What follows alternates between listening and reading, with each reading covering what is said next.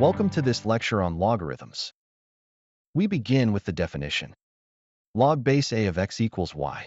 This means x equals a raised to the power y. In other words, the logarithm tells us the power to which the base must be raised to get a certain number. The graph of log base 2 of x is the mirror image of 2 raised to x about the line y equals x. That's because these two functions are inverses of each other. Let's look at some important but small things to remember. First, log a to base a equals 1, since a to the power 1 is a. Second, log base a of 1 is 0, because any number to the power 0 is 1. Third, the log of 1 over x equals the negative log of x. This follows from the inverse property of exponents.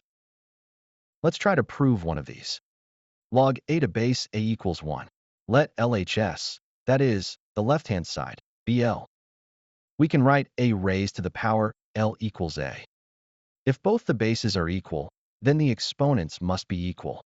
In a few moments, we'll understand why this is true. Thus, we can claim that L equals 1. Consider the graph of y equals 2 to the power x. This is a strictly increasing graph, which makes it a one-to-one function. That means for any value of x, the function will have a unique value of y. So if f of x1 equals f of x2, then x1 must equal x2.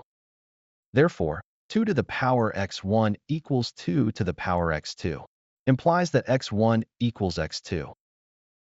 Now, let's look at some of the major rules of logarithms that will help you with any logarithmic expression.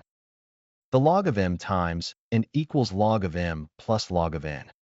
The log of b to the power m with base a to the n equals m over n times log base a of b. And the change of base formula. Log base b of a equals log base k of a divided by log base k of b. Let's prove them step by step. Let RHS, or the right-hand side, be r. Then a raised to the power r equals m times n. Let log base a of m be x, and log base a of n be y. Then m times n equals a to the power x plus y. So, RHS equals x plus y, which is the sum of the logs of m and n, which is exactly what the LHS says. The other rules can be proved in a similar way. Pause the video and try to derive them yourselves.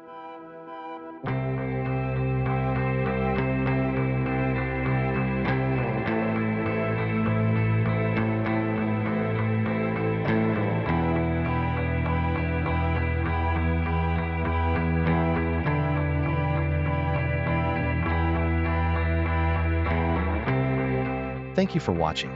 If you found this video helpful, don't forget to give it a thumbs up and subscribe to the channel for more insightful lessons just like this one. Keep learning, stay curious, and I'll see you in the next one.